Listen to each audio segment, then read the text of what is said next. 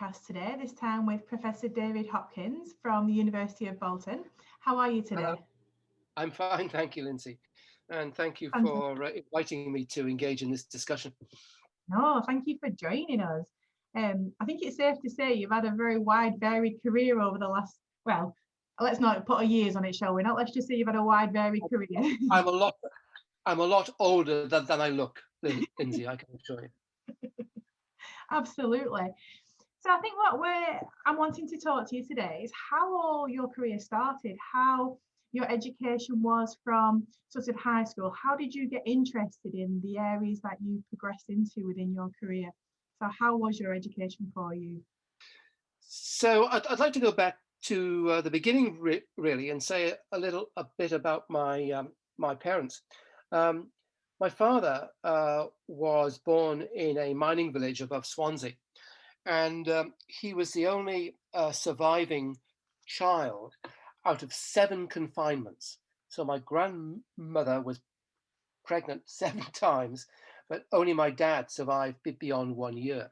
Wow. So he was very precious to my grandparents, and they the last thing they wanted was for my dad to go down the pit to become a miner, which is a tradition that my family had been in, at least on my father's side. And so they did all they could to get him the best education they could. So he was qualified enough not to go down the pit and not to go mining. And I think that is a very important piece of background, because in Wales at the time, in South Wales at the time, it was education, it was non-conformist religion, and it was Labour politics that was a holy trinity that actually gave you a direction towards eventual success. And my dad went on and became an accountant in Cardiff, where he mixed with a lot of young men who came from similar backgrounds, who were came from pretty challenging backgrounds, but were really quite ambitious, not for themselves, but ambitious to actually contribute to their society. And I think that ethic informs an awful lot of what I've been doing in my life. Absolutely. I've just sketched out a sort of a biography, a sort of an autobiographical book I want to write, and I think that's what the first chapter is going to do. When I was in my early 20s, I found myself in New York for reasons I most probably will tell you later. And I felt a bit homesick. It was the first time I'd been away and the first time I'd been in a plane. And I was going up and down Fifth Avenue, and I found a bookshop there. And I sort of wandered in, and I found a biography of Richard Burton, the famous Welsh actor. Yeah. And as I was leafing through it, there was a picture of Burton standing outside my great aunt's house in the valleys. And so there's a very strong sort of intellectual, cultural tradition, which I think, explains something. So let me fast forward there, and I don't remember very much about my sort of elementary school. It went past, but when I was 11, as every young person, uh, as every 11-year-old had to do at that time, was to take the 11 plus exam. Does that mean anything to you? No, The 11 plus exam? no, I think we didn't do that when I was in high school. No. Well, good for you. But I think the 11 plus was just a pernicious system. I still know people of my age who are still suffering because they failed the 11 plus. So Really? 11, oh yeah, Well, because you were segregated out into a grammar school, a technical school, or what they called a secondary modern school. And it was very, very tight. And your whole, it was an incredible predictor of subsequent success. Really, people who failed their 11 plus rarely got to university and carried that stigma for the rest of their lives. which is why I'm a great believer in mixed ability teaching. And as I was thinking about this discussion, I was thinking about that aspect of it. And so I passed the 11 plus. I got into the sort of the top class, the top stream. And I was always about sort of, I don't know, 10th, let's say 10th, at the end of term exams. But you see, even then I didn't feel secure about my abilities because I never really was first or second or third, right? Or only once. And yet I was right at the top of this segregated hierarchy. And yet you still felt you were put into this position. And that's why I just think that, you talked when we first had this discussion about imposter syndrome. I think what happens is that if you are sort of segregated at such an early age, you never really feel you are achieving unless you're right at the very, very top. And then the other thing that happened to me in school, which I think was really important, one of the great gifts my mother gave me was when I was in elementary school. She was had this obsession to get me to swim, and so she dragged me down to the swimming baths, every week to get me to swim. And so when I went to the grammar school, I immediately went into the swim team, which was a very, very high performing swimming team. And we had a great swim coach who was a PE teacher there. And so he would organize training sessions at 8 o'clock every morning. So I got from being very young into the habit of training, right? Yeah. That training became physical activity became part of my life. And that has been a tremendous asset to me. Even now at 72, I don't I can't run anymore. I used to run marathons and stuff like that, but I walk every day and I exercise every day. And I think that is really important. And it helps you intellectually as well. I used to, when I was sort of at Cambridge working, I remember, trying to write a paper and to have a problem. And I would deliberately try to think about the problem and then go out for a run. And I would find that on the run, I began to resolve those issues in my head. So training, yeah, absolutely. It was there and it was just going around. So those are two sort of pretty important positive aspects of my life: the cultural background, the introduction to training, and I also I think I was pretty introverted, and I also had, as you can tell a little bit, a really bad stammer, and it was really bad. And I remember getting quite frustrated about this. And I remember saying to myself once in my sort of, when I was about 16, 17, 18, somewhere around there, saying, David, you've got all these great ideas, but if you can't, I didn't swear then, if you can't articulate them, if you can't talk about them, then they're no use. So I went through quite a sort of quite an effort to actually get to terms with the stammer. And I must say that my one of the things I did at school was to join the literacy and the literary and debating society. So I had to force myself to talk, and a lot of my teachers were very sympathetic. And I was made head boy, and so I had to sort of talk, formally a bit. So all of that was good, and all of that was, I think that support from the teachers in the school was pretty important to my development as well. And then was probably the most formative experience of my life was when I was 17. The school sent me on an Outward Bound course. Have you heard of Outward Bound? It's a 4-week adventure training program. And I think they sent me on the course to make a man of me. Well, they conspicuously failed to do that. But what they did do was to instill a lifelong love of the mountains, which continues to this day. but also the power of adventure learning, the power of experiential learning, which has been really, really important to my sort of to my educational career.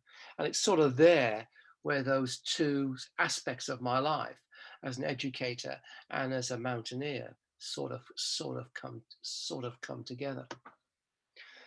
So that took me on to university. I didn't. My father had had a heart attack by then, and there wasn't a lot of money. At that point in time, you did 2 years in the sixth form, and you'd stay on for the third year sixth to do the Oxbridge entrance exams.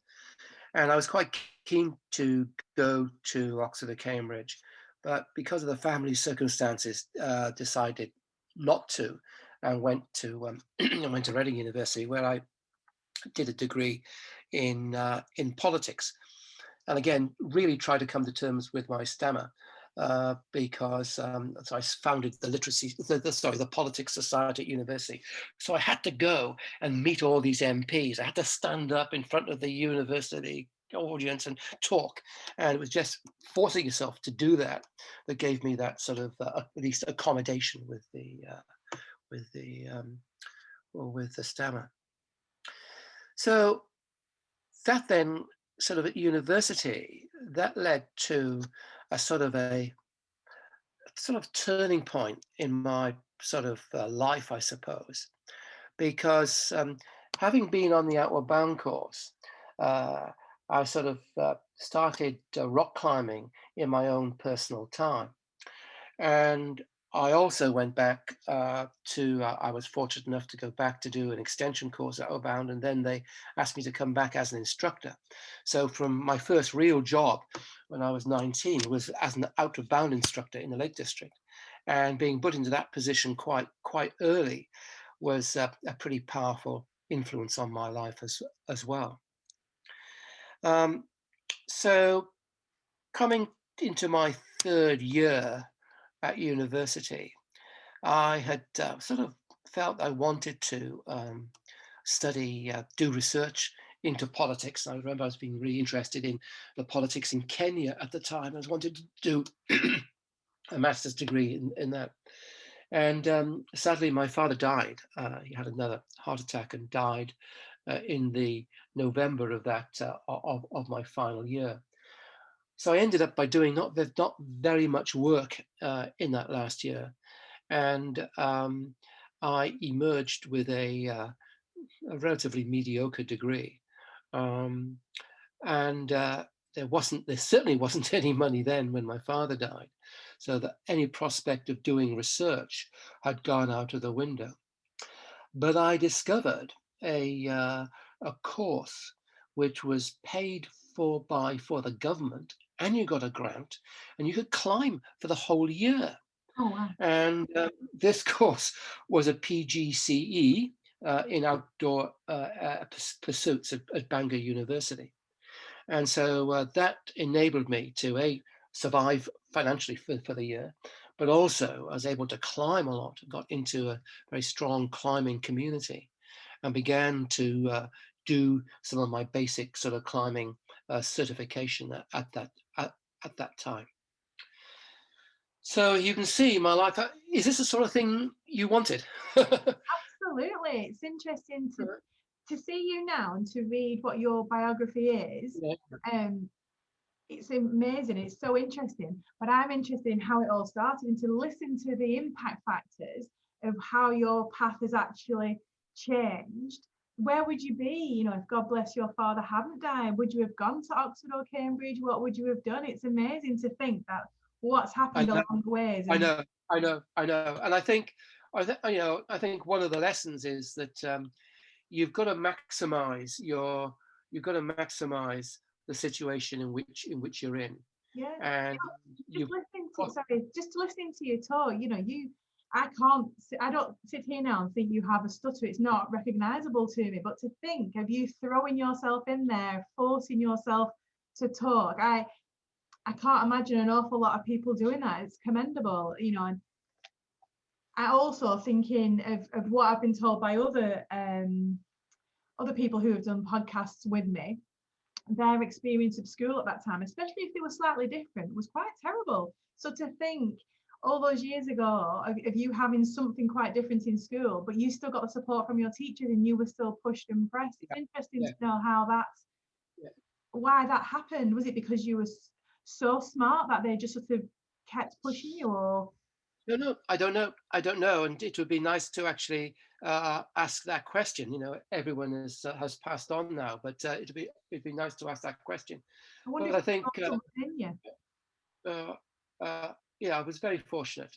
There were sort of 3 or 4 teachers in particular who were very, very supportive of me, and sort of went out of their way to support me, socially and intellectually. And I think again, I don't think you can uh, underestimate the cultural aspects of my upbringing. I think in Wales at the time there was a tremendous sort of intellectual drive, and I don't. That's not pretentious. That's just what it was. People were encouraged to read, to engage with ideas, and to think, and that was really important. That was highly influential, I think, looking back.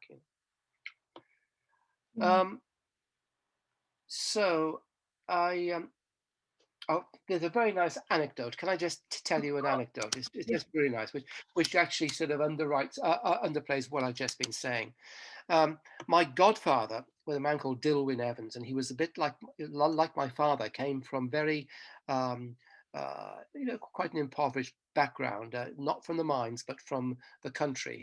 His family were farmers, and he got sent to Cardiff to become. He became a very famous surgeon in Wales, and because he was a bright young thing, in the summers he went back to Carmarthen with his parents and his mother, I think, and because he was sort of bright, on Sundays he went to the men's Bible study, and because very, very strong, sort of religious tradition there, and he was allowed into the men's Bible study on a Sunday afternoon, and he was quite precocious, and apparently on one occasion he was having this argument with one of the elders of the church, and really sort of going in and arguing his point very vociferously, and but it was getting a little bit heated, and an old shepherd said, "Undawel." And he says, and I can't, it wouldn't make any sense in the Welsh. Let's just see what the Greek says. And this quite dirty shepherd took from the top of his waistcoat pocket a Greek New Testament, right? And they began to translate from the Greek into the Welsh, just try to solve this sort of a point of scripture that was being debated. And Wow. I think that's a lovely story. Yes, it really. Did they solve Anyway, the problem? fun. Did they solve it? Yeah, oh yeah, and Dilwyn was never as precocious again. He was really put into his place. But in the right way. Yeah. So there I am doing this PGC at Bangor and climbing, and that was great, and starting a sort of an outdoor education career. And by that time, I'd got really heavily involved with the Outward Bound movement, and I was asked to go and work in the States, work for Outward Bound in States. I was sent from UK over to America Is that how we found you in New York? yeah, that's right. So I flew to New York and then went down to North Carolina, Outward Bound school initially, and that was that was just a fantastic, eye-opening experience, and these were pretty adventurous types of programs, and you were sort of there responsible for a group of young men, and doing quite adventurous things. So, and also training the American staff as well, which was another, as a young person doing that. I remember a report was written back on me and saying that I was a bit too precocious at that point, which I found interesting. But it was for me again a very formative experience, and I traveled right across the states to California, went climbing in Yosemite Valley, and did a very early British ascent of something called the northwest face of Half Dome, which is one of the great rock faces in the world. Wow. So all of that was good. So I did that for a couple of years. I came back and I worked for Out of Bound, in a number of Out of Bound schools in this country, and all of that was really, really good. Part of that was that I ended up working on what was called a city challenge, I think it was called. It was an urban outward bound course. So instead of working in the outdoors, you were working in the urban city. And I was in Pontefract running a course there, and came across, I think for the first time, really, really significant poverty and deprivation. And that was highly influential. And I met quite a lot of people in the social services in West Yorkshire. And at that point, I decided, well, let's see if this PGC of yours works. You've been out climbing around for 2 or 3 years. Let's see if the PGC actually works. So I took a teaching job in a school quite close to Pontefract in the West Riding of Yorkshire, and that proved to be another stunningly formative experience, because I was working in a school that had recently been built by a very visionary director of education, Sir Alec Clegg. And it was a school that was built on very, very strong community principles, very strong humanistic principles. And I went to the school, and they had a sort of a job where I went there to replace the PE teacher, but I ended up very quickly becoming a counselor. So part of my timetable was counseling. Part of my timetable was running outdoor programs for the students. And then also I was running an innovative curriculum program that which actually enabled the students to actually choose their curriculum for 2 days a week. So it was a really sort of innovative environment, and a very sort of committed environment to the development of young people, not just academically, but also socially and emotionally as well. I was part-time there. Sorry, I was also working there part-time as a youth leader, because there was a youth centre attached to the school. And I remember walking out from the youth club one night, and I can see myself do this. And I remember having this conversation with myself and said, David, you're quite good as a teacher, right? You know, but so this is me talking to me. You're quite good as a teacher, but I think you'd be better working with adults. And so it was that which made me then think, well, yeah, perhaps so. So if I wanted to do that, how do I get access to that? And I thought, well, I will do a master's degree. So I was able to apply, and I got accepted for a master's degree at the University of Sheffield. And that was, again, a very formative experience. I did the master's in a year, and it was, the standards were pretty high intellectually, and I learned a lot. I read a lot and learned a lot about education as well. So that was again, very strong, formative experience in my life. And then the other decision I made at that point in time was that I thought, well, I've been taking all these kids out climbing and stuff like that. I need to get qualified for this. Right? There'd been a couple of quite serious deaths and fatalities through adventure activities in the early 70s.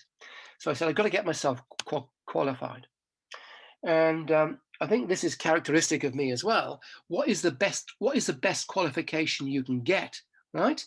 And the best qualification was to become a mountain guide, an international mountain guide. So I trained for that. And so as I was doing my master's, I was also working towards my mountain guide certification. And that the fact that I pursued with that, again, has been really, really important in my life. Interesting, yeah. And I ended up by getting becoming one of the first 10 British people to become an international mountain guide in 1978, which is la crème de la crème. And as that has been just, that again has been really, really, really important. So there I was in my sort of mid to late 20s, trying to pursue two careers, one as a mountain guide, the other as an educator. And around that time, I applied for, but was invited to take a position at a Canadian university, Simon Fraser University, as a doctoral student. I was offered a doctoral fellowship. And I was also at the same time offered a job as a program director at the Canadian Outward Bound School. So that was brilliant. So I left and went over to Vancouver. And in the end, I stayed there for about so many years, 6, 7 years, yeah. And so I did my doctorate at Simon Fraser. And again, they were very good to me. They didn't have too many doctoral students at the time. And I was treated like a junior faculty member. And I was given so many experiences. I was able to organize institutes and conferences where I met some of the leading educators and professors of the day. And that got me into a sort of a circle of people globally that I still interact with. There are emails from people I met at that point who were the world's leading figures in the field. So that was a great experience, which took me through to my sort of, I was determined to get my doctorate before I was 30. I just missed that deadline, but got pretty close to. So that takes me up to 30. What shall we go beyond? Shall we go a bit beyond that? Yeah, just a couple of questions. How did you find completing your doctorate? How did you find it practically?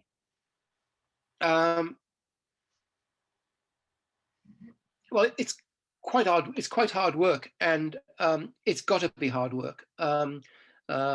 It's not a democratic qualification, in my view. I think most people can end up getting a master's degree. Not everyone should get a doctorate.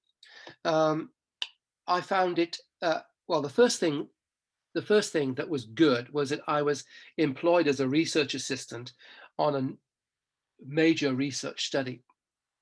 So as in a lot of science departments and science PhDs, you join a team, right? And you carve out a bit of the research for your own doctorate. And I was able to do that. So that was good, because I was really floundering to begin with, because I couldn't, having decided the sort of area I wanted to research in, I couldn't really pin it down. And I think that's one of the real challenges of doing a doctorate, becoming clear about your actual research topic and then your underlying research questions.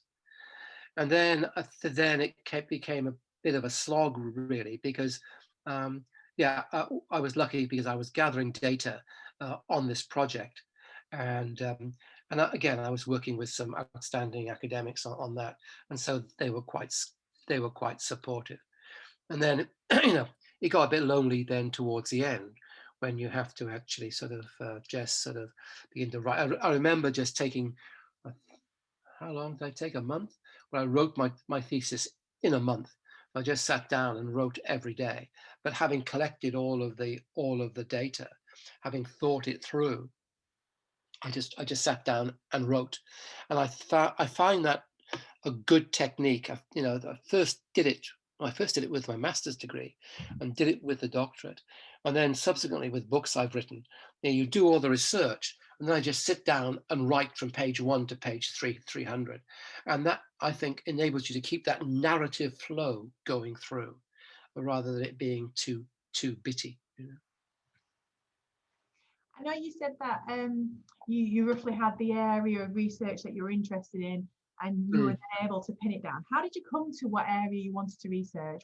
What influenced you? Oh well, that was easy. I say I was floundering for a bit, and then I got this job working as a researcher on this big program. So I joined the program, and then I was able then to find a bit of the area that I could actually sort of take for myself, and research on for myself. So it was quite well scaffolded in that respect. How has your research changed since then? Have you stayed within the same interests, or has it developed? How has that worked? Well, yes and no. My topic was on organizational change in faculties of education uh, in universities, and the study of educational change and organizational change I've stuck with. It's broadened, and obviously, but it's been the same type of stuff. I taught courses there subsequently in curriculum at the university there, so the same type of things I've stayed with, but sort of expanded a bit. What advice would you, looking back, what advice would you give yourself if you could talk to yourself all the way back then?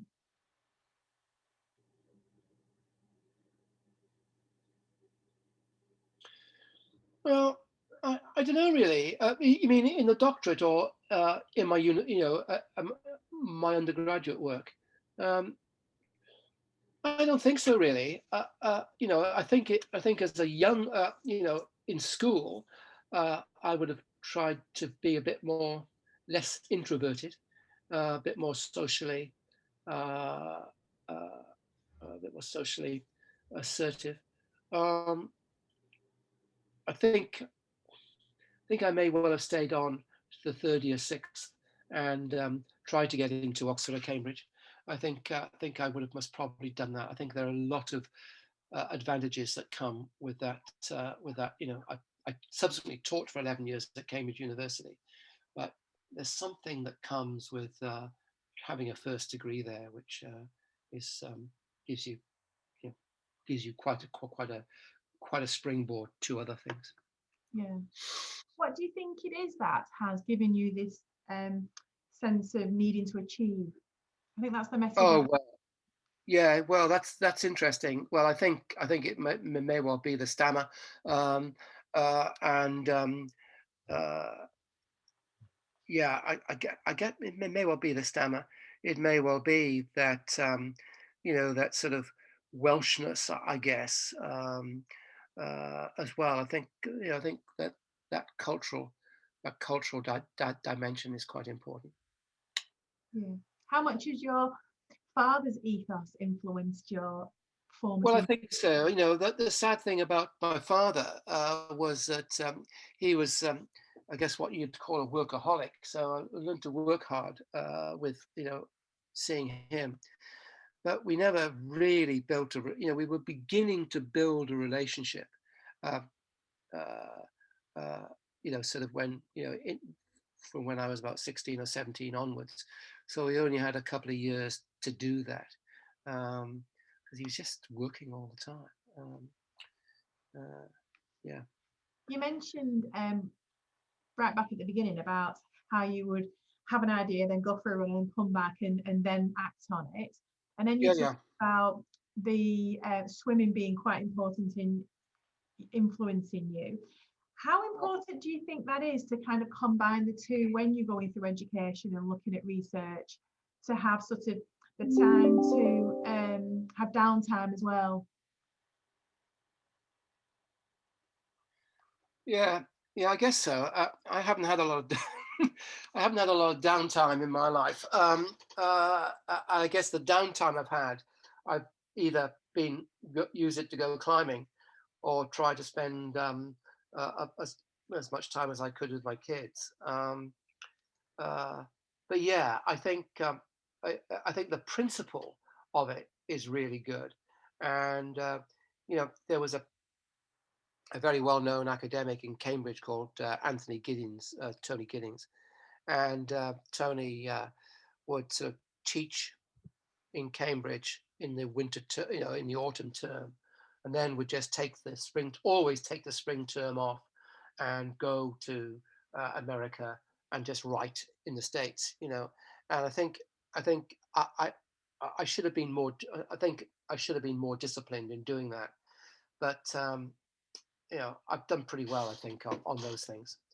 But there's a couple more bits in the story to tell you. Shall I carry on? Absolutely, let's carry on. I'll try and make it a bit. How's our time going? Oh yes, I'll try and sort of make it a little bit more truncated. So I was in my early 30s, living in Canada. Bought a house in Canada. I was living with a woman who had 2 children, and I was acting as a parent for Polly and Kirsten. And then a really sort of had a really major setback, that I was sort of kicked out of Canada, through no fault of my own. But they had changed. In the early 80s, there was an oil crisis, the high levels of unemployment, really high interest rates, and Canada changed its immigration laws, and I hadn't become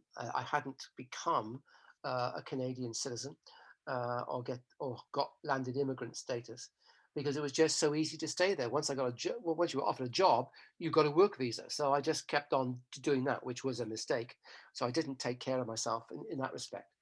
So I ended up, I was sort of kicked out of Canada, and so I ended up pretty, with no money.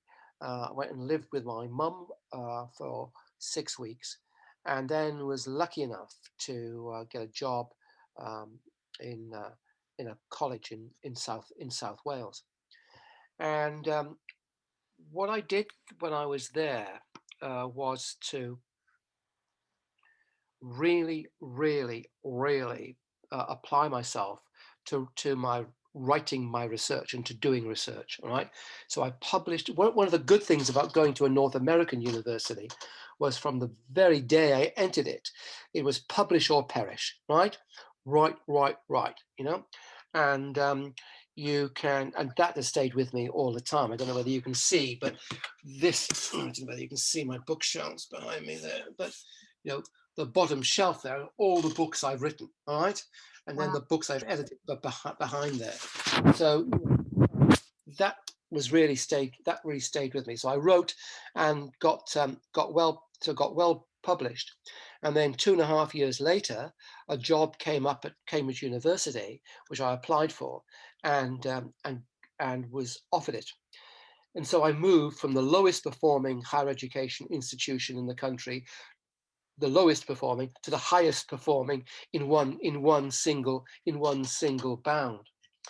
But that was an interesting decision, because at the same time as I was applying to go to Cambridge, I was encouraged to apply to become the director of the National Mountaineering Centre in North Wales. And so that, for me, at 35, was a really pivotal decision. Do I actually go down and become, this is the most glamorous, outdoor education job in the country, or do I go to Cambridge University? And that was a crucial decision. And I made the right decision, because what happened was that subsequently I could guide in. There was a time when you had quite long holidays in Cambridge. I could guide during my vacation time, And so I did my guiding, my mountaineering during the vacations, and then pursued this sort of academic career during term time. How was So, it working at Cambridge? uh, well, it's funny, really. It was good. I worked in the Institute of Education, so I only did postgraduate teaching. And actually, that's mainly what I've done all my life. I haven't done very much undergraduate teaching at all. And that was very good. And you had a lot of freedom. And at that time, I was beginning to really use and develop the networks I'd established initially in Vancouver. And I was given freedom to develop ideas, develop projects, do international work. So all of that was good, but it's not like the real world really in Cambridge. It is so privileged that I got to a point where I felt, yeah, I think I should really rejoin the real world. It's a sort of a fairy tale world in many ways, and I guess there was a little bit of imposter syndrome as well there. Um, uh, that uh, you know, yeah. I can imagine So that. I left. I left. I think it was in '96. Yes, I did 11 years there, and then I left. Um, in the meantime, I'd had three children, um, and I'd done a lot of guiding around the world as well. Mountain guiding. I've been to the Himalayas a few times, um, and yeah, I'd climbed all over the world. So I was building up a lot of experience on the mountainside, as well as I developed. Uh, I worked as an international consultant for the OECD almost continuously during that period. So I was involved in developing um, uh, uh, education policies, and then began also working for our government. So I worked with a very well-known academic called David Hargreaves, and we got commissioned to produce the original advice on how schools plan and how schools change and develop. So it was a very sort of yeah, a very productive time. But I felt it was time to move on. So where did you go next? Well, then I applied for uh, a, a job in Nottingham University, and I became head of the school and dean of education there. And so I was running a fairly big university department, and yeah, and all of that was good. That was the first time I really had to found myself in a sort of a management role. Um, I would say I'm more of a leader than a manager, but myself and another young professor were brought in to sort of act as change agents in the university. So I learned a bit about management there. I had to let a lot of staff go, had to really develop a lot of staff. So that was, good personal experiences as well. Are you What? okay? Am I all right? No, I'm thinking, what experience do you think has changed you? I mean, you've had so many different experiences. Well, you wait. There are a couple more Oh to no. come as well. Uh, yeah. uh, I think it's really,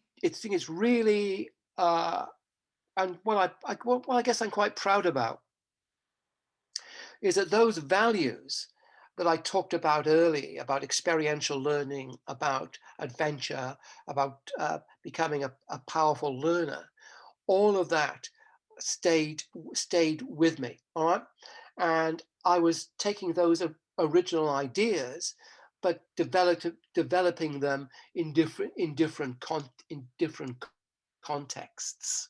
Right. Yeah. So one of the things I did at Cambridge was I developed a school improvement program called Improving the Quality of Education for All. And that had, you know, that was quite successful nationally, but I was able to sort of build schools or build that type of ethos in networks of schools around the country. And that was really good. And I tried then, when I moved to Nottingham, I tried to take those values to characterize the work of the faculty in Nottingham as well. So all of that was good. And then, you know, I guess your reputation, but by that time, how old was I? I was in my mid 40s then. And that's a really good time of your life. I got a picture on my screen of guiding the world's most northerly 7,000 meter peak. There's a photograph. I'm standing on a cornice, so it's an overhang of snow at 6,000 meters at the tri-point between China, Kyrgyzstan, and Kazakhstan, with this sort of 1,000-meter ridge behind me. So I was having to guide this ridge, and I thought that's about as good as it gets. I call that because, and I guess I was sort of in my early 40s then, you know. So you're quite strong then. You know, you're quite strong then. You've got quite a bit of experience. So are we doing okay for time? Am I all right to carry on for just a little bit more? Absolutely. Okay. So, yeah, so that was good. And then I began doing, I was still doing a lot of international work for the OECD. But then, and other international organizations. But then I got a bit more involved in doing work for our government. And I got sort of caught up in the new Labour education reforms. And I was asked to take on running a local education authority, as well as working at the university. So I did that for a day a week. But that was quite nice to be asked by the government to actually do that. Tony Blair then decided to establish a national college for school leadership. And we won, there were 200 applicants to do this, and we won that competition. And we built, and we'd also, by that time, we had expanded the university. We built a new campus in Nottingham. And I was a senior academic on this new campus, a Jubilee campus. And we located and built the National College on my campus. And that was fantastic. I worked for a great vice chancellor there, Sir Colin Campbell, a great leader. And one of my disappointments, which I've now managed to correct, or beginning to correct at Bolton, was I also wanted to build a school on the campus as well. So you had the Faculty of Education, the National College for School Leadership, and a school, all on the same, you know, all within spitting distance of each other. But unfortunately, the politicians in Nottingham were very old Labour at that time, and they wouldn't let me build a city academy on the site. So that was a big disappointment. But we've begun to build a laboratory school at Bolton now. So at last, in my old age, and managed to correct that deficit. So I began doing this stuff in government, and then again I was coming to a bit of a crossroads. Do you know? So I'm sort of getting now onto my mid-late 40s. So what do? Do you stay on now and become a pro vice chancellor and then a vice chancellor? Do you go down the academic route, or do you do something a bit more interesting? And I was invited. I did apply, but I was invited really to join the government. So I moved. I gave up my university professorship, and actually became a senior civil servant. So I moved into government at a pretty high level. So I moved in to run the Standards and Effectiveness Unit. So I was responsible for the performance of every school-age young person in England, and also became chief advisor to the Secretary of State for Education. So that was really interesting, because you come from an academic background, and one that was, particularly at Cambridge, I had a lot of freedom. Well, I had a lot of freedom in Nottingham as well, but I also had a big management job to do in Nottingham.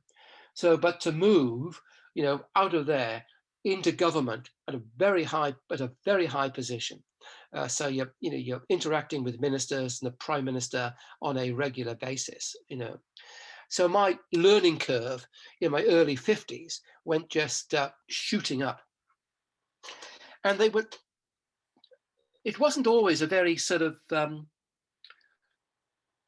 warm or accepting environment.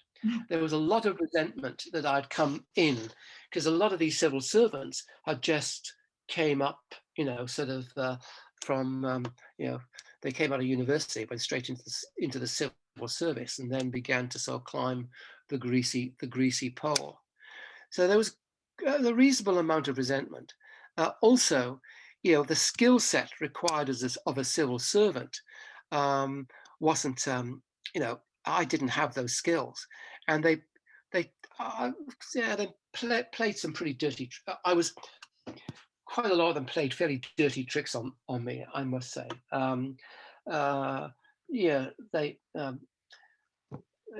You have a private office, all right? So I had a private office of about six people, and by and large, they didn't give me the best folk. I did have one really outstanding young man who ran my private office for me, Rob Hyam. But there are things that the little tricks that the civil servants put on you.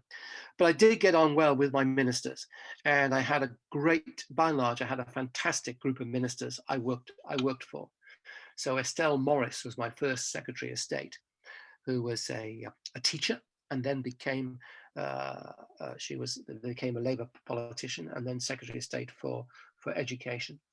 I also worked very, very closely with a man called David Miliband, who you may have heard of. And in my judgment, if David had become, if the unions hadn't better be careful what I'm saying in a podcast. Let me just say it this way: if David had become leader of the Labour Party rather than his brother Ed, we would not. The subsequent history of the UK would be very different from what it is now. He was an outstanding human being, a massive intellect, and interestingly, I knew his father. His father was a man called Ralph Miliband. His father was a man called Ralph Miliband, who wrote the most influential book on communism, called The State in Capitalist Society. And Ralph was a professor at the LSE, and he was one of the people I invited down to Reading with my stammer in my beat up old car to talk to my politics society. So it was quite interesting that I then began to work very, very closely. David and I worked together really closely for 3 years. And he paid me one of the greatest compliments I've had. I don't know whether I can actually say it without becoming too emotional, but I'll try and say it. He and his wife adopted 2 boys from New York, and they had to fly out to actually go through the legal processes, and he didn't want anyone to know, but he asked me to stay behind at a meeting and said, "Look, David, I won't be here next week because we're going to actually adopt our first son." And he said, "I want you to know that you've been very influential in us making that decision. He said, the way you talk about your children is the way has encouraged me to try to adopt my own child. And I thought that was just,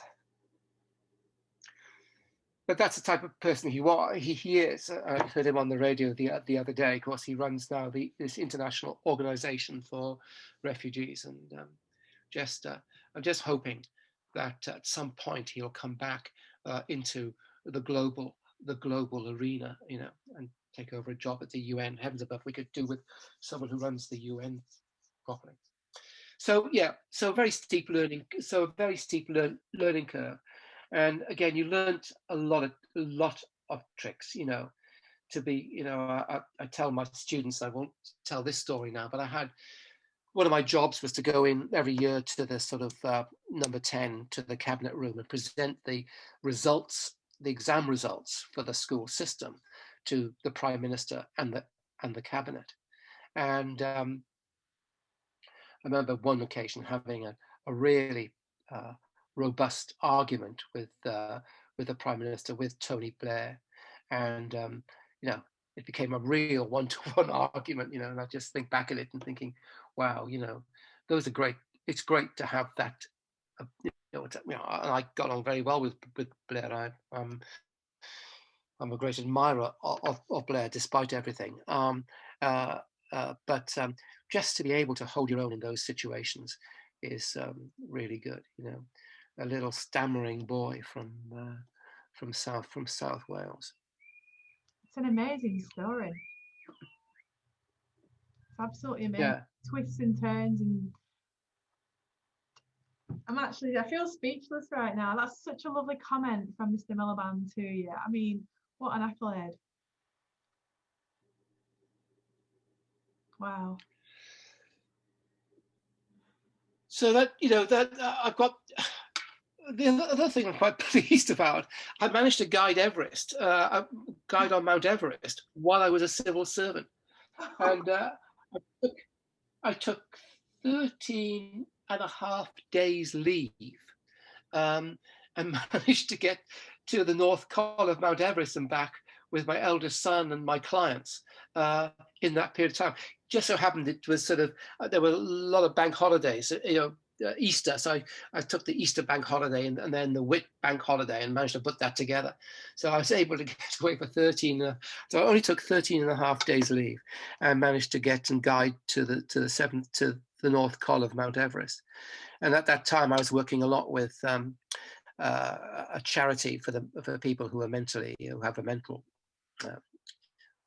ill, who have a mental deficit, and I managed to get Paul Silito, who worked with a charity called McIntyre, and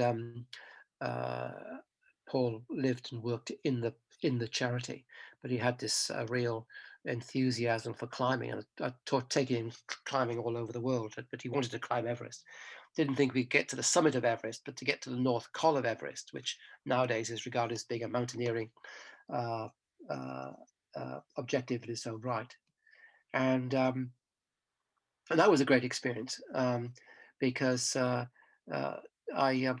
feel that I often say that, getting Paul onto Everest is where my academic life and my mountaineering life sort of come together, because I talk quite a bit about Paul, because I want to demonstrate that under the right conditions, even somebody with a disability like Paul's can do something quite remarkable. And that's what I feel we need for schools as well. We want to create the right conditions in our schools where everyone can reach their potential. And I just this morning I had an hour's Zoom call with some schools in Sydney, and this particular school, James Meeham School in West Sydney, serves very, very, very challenging circumstances. 27 different languages, high level of social and economic deprivation. And yet, I'm trying to work with them to create the school ethos and culture where all of those young people can reach their potential. They may not get to university, but they can be work ready, and they can still live economically stable and fulfilling lives, and also contribute to their communities as well. What would you say your greatest achievement has been?